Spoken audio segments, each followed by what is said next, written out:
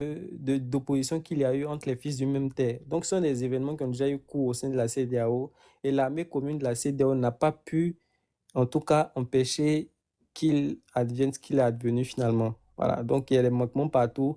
Au lieu d'essayer de dire oui, lui, de toute façon, il ne peut pas avoir d'élection. Est-ce que vous pensez sincèrement qu'on peut organiser des élections en l'AES actuellement pour élire un nouveau président? On ne peut pas. Voilà, tant qu'on n'a pas résolu cette problématique-là, on peut pas aller quelque part. Si on est bloqué, on ne peut même pas parler de développement, on ne peut même pas parler d'économie, on ne peut pas parler d'infrastructure. On est obligé de régler ça d'abord, avant d'avancer. On se base sur la sécurité. C'est important. D'accord, tu as plusieurs notions. Hein. Le RDN ne comprend pas ça, malheureusement. Ils accusent Assimi parce que eux-mêmes, ils ne sont pas très sensibles à la notion de sécurité parce qu'ils ont été à l'origine. Bon, bref, c'est un sujet parallèle, mais bon, je ne vais pas développer. Ok, grand frère Ismo, vas-y avec ta motion pour Ange Axel. Oui, rapidement. D'abord, Ange Axel dit que la CEDEAO est une confédération, mais ce n'est pas du tout vrai. Ferme ton micro, Ange Axel, s'il te plaît. Voilà. C'est ça, la CEDEAO n'est pas une confédération, c'est une organisation intergouvernementale dans le but d'une intégration, tout simplement. C'est pas une confédération, alors là, pas du tout. Maintenant, quand tu dis que, voilà, les partis politiques et tout ça, leur rôle, c'est d'accéder au pouvoir et tout, et qu'on ne devrait même pas y penser maintenant et tout et tout. Mais c'est comme si tu dis en Côte d'Ivoire, on dit le taux de chômage est à 15%, à 20%, 30%, et que on devrait laisser le président Ouattara gouverner jusqu'à temps qu'il réussisse à mettre ça à zéro. Il ne devrait pas avoir des partis politiques. Il ne devrait rien avoir, aucune critique, aucun contrôle, absolument rien du tout. Parce que c'est de cela qu'il s'agit. Les partis politiques ne servent pas uniquement à accéder au pouvoir. Avant d'accéder au pouvoir, ils font des critiques, ils font des contre-propositions, ce qui amène le gouvernement à rajuster le tir par rapport à son incompétence. Voilà pourquoi depuis 6 ans, il n'y avait personne pour contrer Assimi Goïta pour dire que tu es sur le mauvais chemin et voici ce que nous on propose au peuple. Voilà, tu as pris des actions qui ne sont pas correctes. Celui qui dit ça, on dit non, tu vas au front ou tu vas en prison. Tu vois un peu? Il n'y a aucun contrôle. Il n'y a aucun contrôle, il n'y a aucune critique. Les médias sont muselés, il n'y a aucune transparence, rien du tout. Donc, conséquence, vous avez des médiocres qui sont au pouvoir, vous avez des incompétents qui sont au pouvoir, mais on est impossible de leur dire dégager, impossible pour le peuple de changer, mais ils sont là et on doit se contenter d'eux, on doit les applaudir dans leur incompétence. C'est ce que tu es en train de dire, parce qu'il n'y a personne d'autre. Voilà, merci. Merci, vas-y, Ange Axel. D'accord. Bon, je comprends pourquoi est-ce que vous dites que la CEDEAO n'est pas une confédération, parce qu'effectivement, quand tu tapes dans Google, le moteur de recherche te dit que la CEDEAO n'est pas une confédération. Mais je tiens à rappeler que le critère pour identifier une confédération, c'est d'abord, comment dirais-je, le rassemblement de plusieurs États. La particularité, c'est que ces États-là conservent leur souveraineté, c'est-à-dire leur indépendance, à la différence de la fédération. Et quand on fait les distinctions entre les différentes formes d'organisation, les différentes formes d'État, c'est par ces critères-là qu'on les identifie. Ça, sont des notions de relations. Bon, c'est surtout dans le cadre des relations internationales, du cours de relations internationales qu'on apprend ça, mais bon, je comprends, hein, on va débattre sur ça inutilement. Non, mais c'est que tu apprends mal. D'accord. Hubert, s'il te plaît. Ange Axel, tu as une autre motion. Tu as une autre motion, attends. Maintenant, tu as plusieurs motions dont tu vas rebondir, mais moi, je suis quand même étonné qui te dit que c'est pas Google que l'on atteste que la CEDEAO n'est pas une confédération. Peut-être que c'est toi qui allais taper. Il faut taper sur Google Java. Mais peut-être toi, il ne faut pas généraliser. D'accord, ok. Mais quand j'ai tapé, j'ai vu. Ne tape pas sur Google, va regarder le statut de la CEDEAO. Va regarder le statut de la CEDEAO et tu vas nous dire si c'est une confédération ou une organisation. D'accord, très cher grand frère. Vas-y, Hubert, merci. ta motion. Merci, il y a deux mots. En fait, bonheur. Attends. Il va prendre la motion d'Hubert. Il y a Kaza aussi qui a une motion. Non, voilà. Ça, c'est pas motion pour moi. Ok. Pour moi, c'est pas une motion. Oui, mais on doit faire tourner la parole. Donc, donc vas-y d'abord. J'ai écrit avant Hubert. Ok. Non, il a écrit avant toi, le Kaza. Non, j'ai écrit avant. Il faut remonter les commentaires. Il faut remonter, tu verras. J'ai écrit avant. Vas-y, Hubert. En fait, franchement, c'est ce que je disais. Parce que quand j'écoutais Ange, j'ai compris qu'au-delà de ce qu'il dit, il y a un manque d'information. Et c'est pour ça que je ne cesse de lui dire dans les commentaires d'aller lire. Ce n'est pas parce que je veux le diminuer. Non, c'est pas ça. C'est que souvent, il ne faut pas dire tout. Il ne faut pas aussi se fier tout le temps à Google. Ce n'est pas bien. J'ai dit que tout à l'heure, là, j'ai donné la différence entre une fédération et une confédération. Mais si pour toi, la CEDEAO est une confédération, donc l'ONU même, c'est une confédération. L'Union européenne, c'est une confédération. Les BRICS, là, sont une confédération. Non, c'est trop... non, c'est trop bas. Bon, après, je peux comprendre. Mais tu dis que ça fait partie des relations...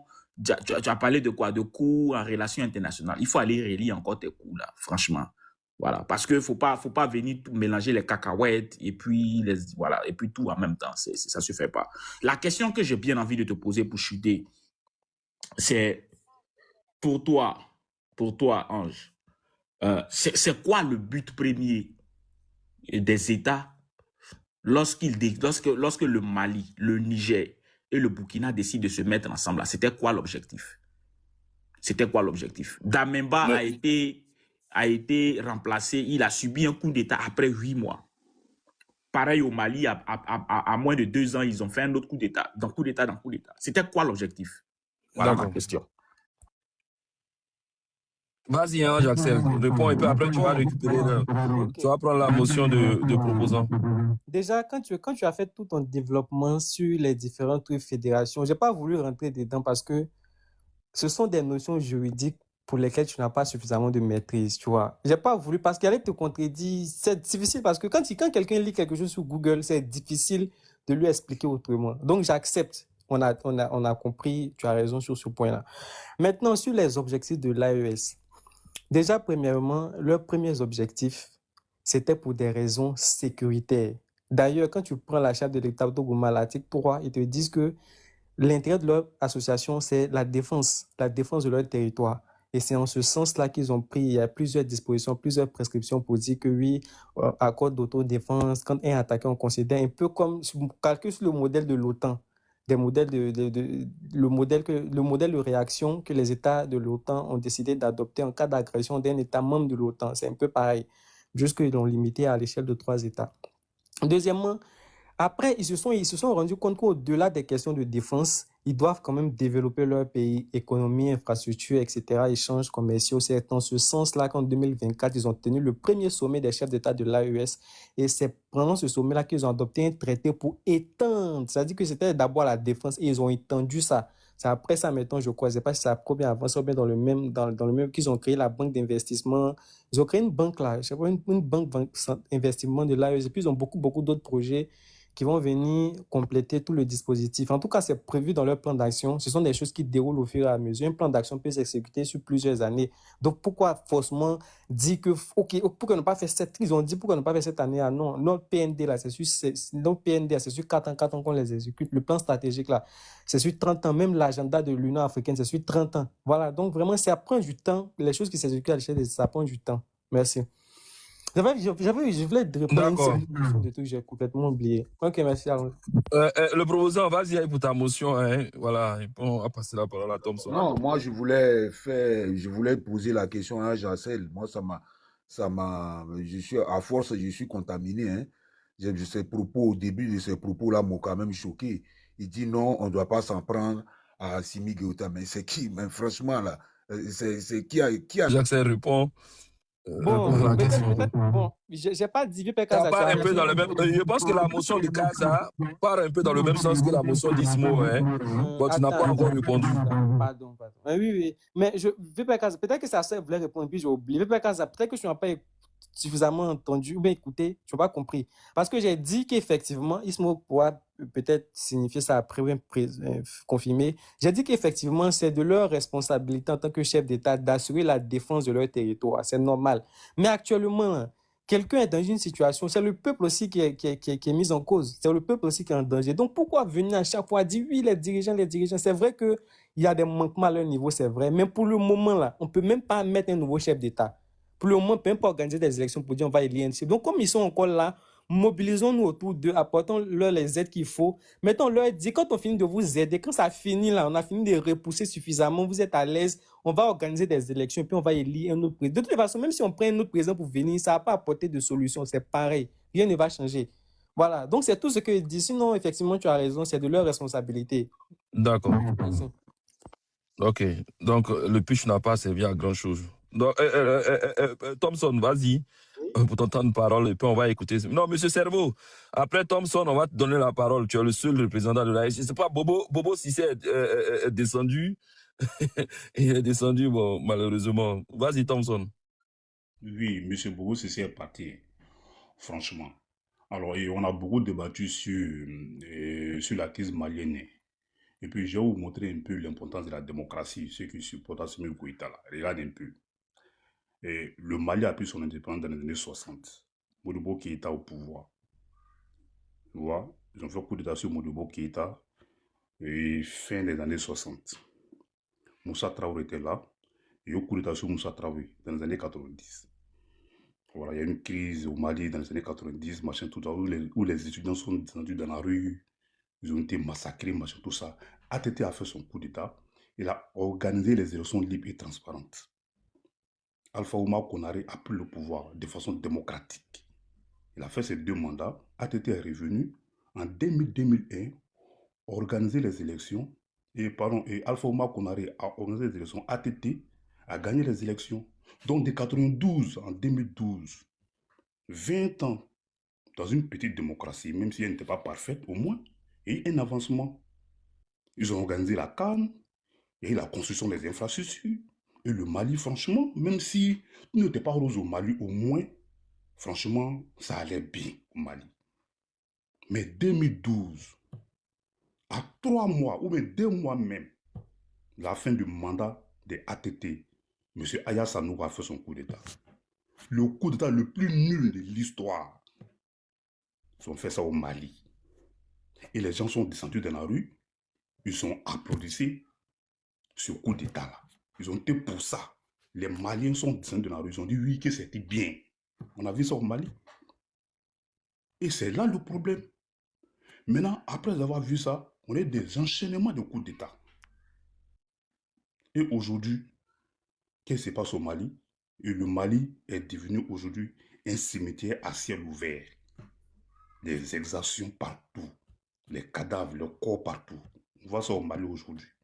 Et moi, j'ai écouté le porte-parole de FLA. Qu'est-ce qu'il a dit? Il dit, et leur problème aujourd'hui, c'est la junte au pouvoir.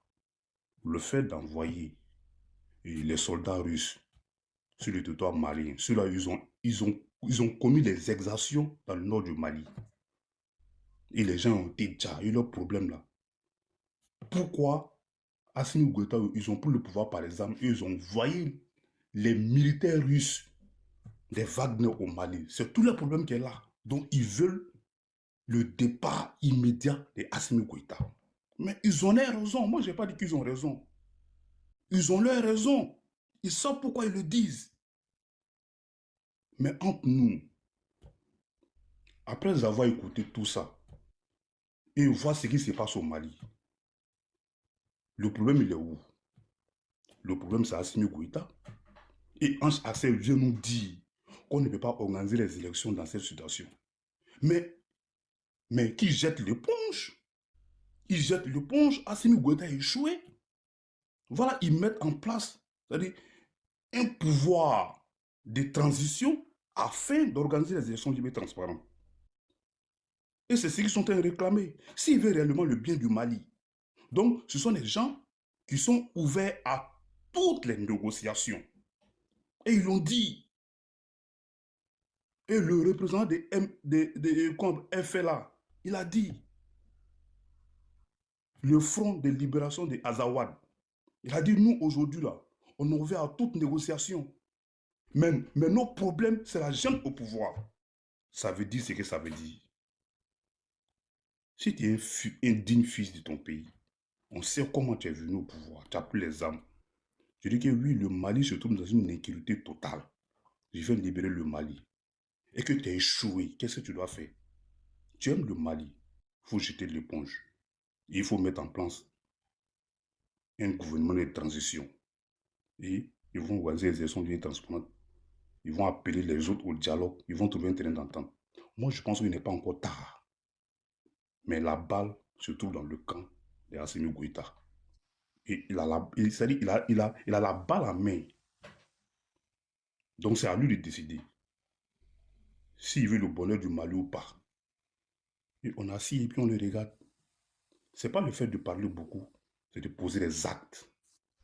Et vous avez mis en place vos manipulations. Et faire comprendre aux gens que oui, voilà le mal qu'elle a et c'est moi le bien. On appelle ça le manichéisme, on a vu ça ici. Et ça a pris de l'ampleur sur les réseaux sociaux. Aujourd'hui, on a vu le résultat final.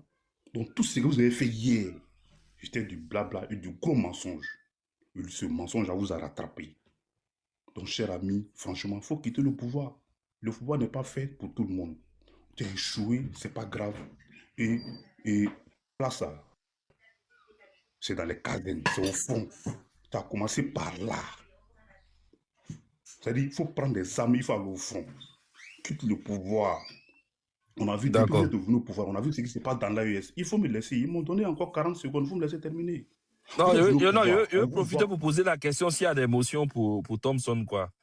Voilà, il faut le préciser ou notifier ça dans les commentaires. Vas-y. On voit ce que vous faites dans l'AES. Vous avez crié ici, matin, midi, soir. Vous avez insulté tout le monde. Déjà, la finalité, là, c'était ça. Franchement. Si je me mute. Tu as une motion du frère Cerveau de l'AES.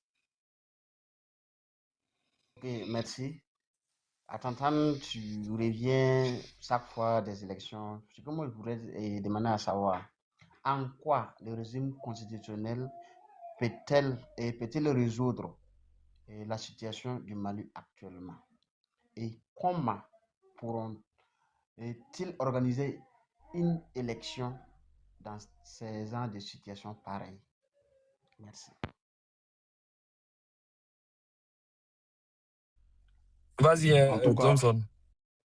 En tout cas, Monsieur Cerveau, moi, ce matin, après avoir écouté le porte-parole de FLA, moi, j'ai dit qu'au Mali n'est pas encore tard.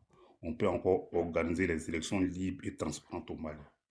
Il suffit seulement qu'Assimi Goïta jette éponge et mette en place un gouvernement de transition.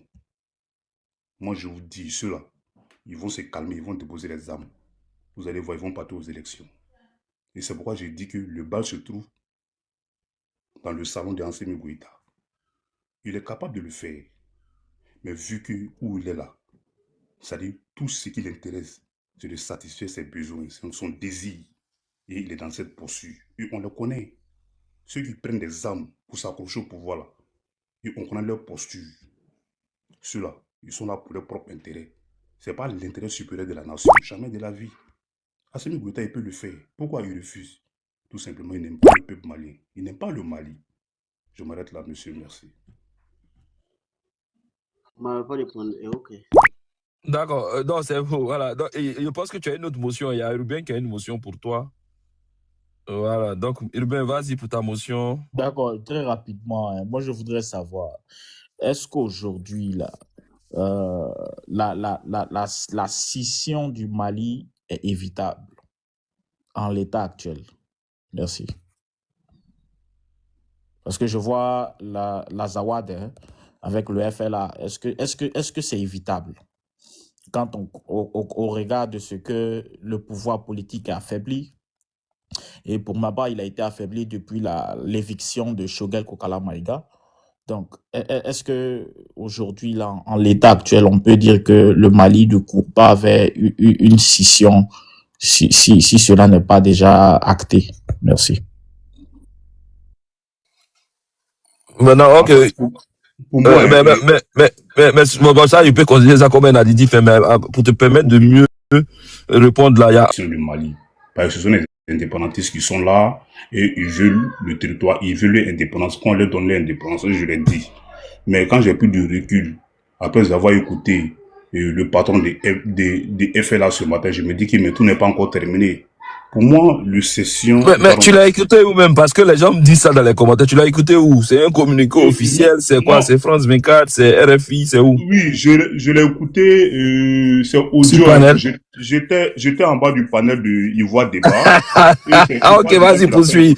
Donc, apparemment, ce que les gens racontent aussi, on dirait que c'est vrai. Hein, vous recevez les gens de... Ok, vas-y, poursuis, et puis bon, on va passer à Cerveau avant de... L'article, on a lu l'article ici. C'est parce qu'il est passé sur une chaîne en France et tout, et puis on a interrogé, on a débattu de ça ici. D'accord, ok. Vas-y, Thompson. Ivoire Débat a ouvert son micro et il a montré, voilà, moi j'ai... Non, les gars, s'il vous plaît, il va rétablir cette vérité-là. Ils n'ont pas reçu quelqu'un.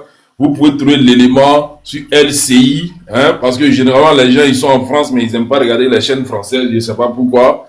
Ben, vous pouvez retrouver l'élément sur LCI, il a été interviewé. Bon, moi-même, je l'ai joué.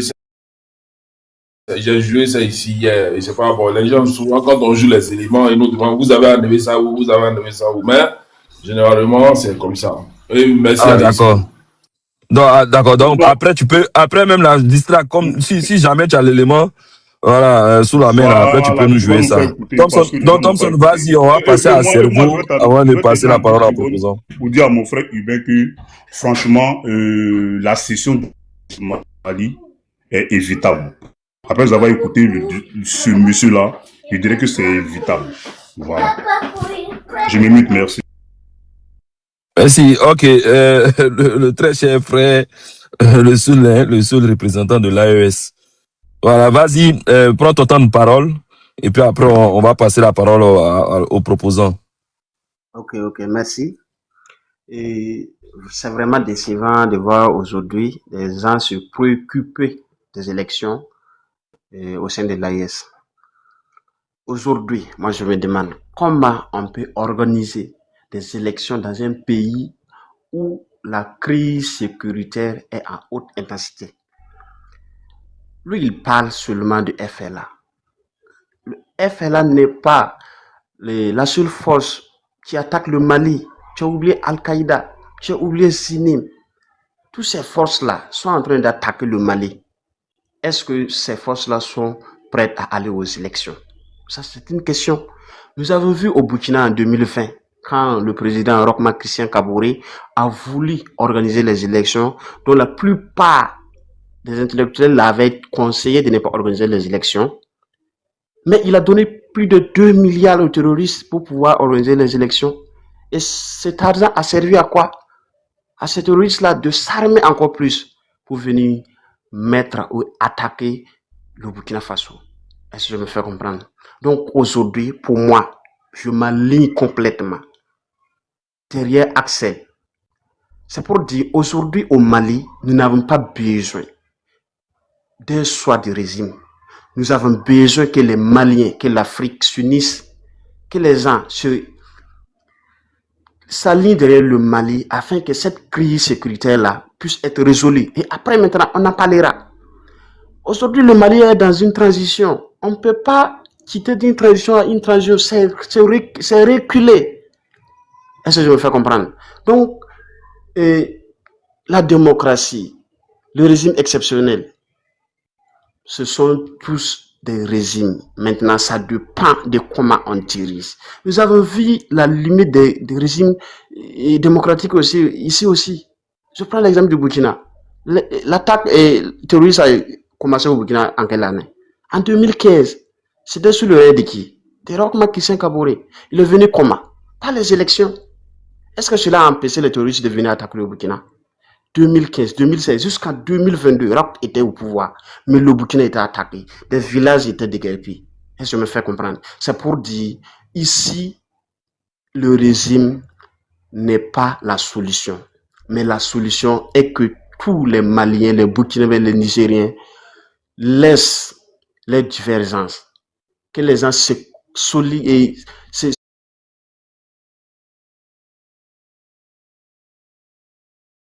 s'unissent pour combattre ces terroristes-là. J'ai entendu quelqu'un dire que non, à l'AIS, la parole n'est pas donnée à tout le monde. Je dis non. Je prends l'exemple du Burkina Faso. Ici, on n'empêche personne de ne pas parler. Mais il y a des canaux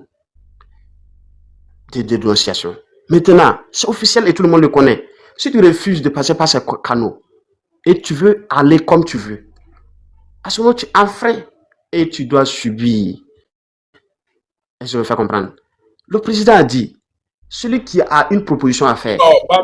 Mais non, excuse-moi, c'est vous. Parmi ces canaux-là, est-ce que les Wanyans qui sont au rond-point sont concernés? Et les Wanyans, ce que beaucoup de personnes ne comprennent pas, les Wanyans sont des personnes qui s'autoproclament les défenseurs de la révolution burkinabé. Et je vais me faire comprendre. Et leurs propositions, est-ce qu'ils sont contre vraiment les principes du pays? Je crois que non. Aujourd'hui, la plupart de ces personnes qui fuient le Burkina, qui ont été amenées au front ou quoi, ce sont ces personnes-là qui refusent vraiment de passer par les canaux que tout le monde connaît. Et ça, chaque pays achat, même en Côte d'Ivoire, nous voyons des personnes dues à leurs paroles se retrouver en prison. On dit la liberté n'est pas le libertinage. Il faut aussi comprendre cela. Donc, dire que Assimi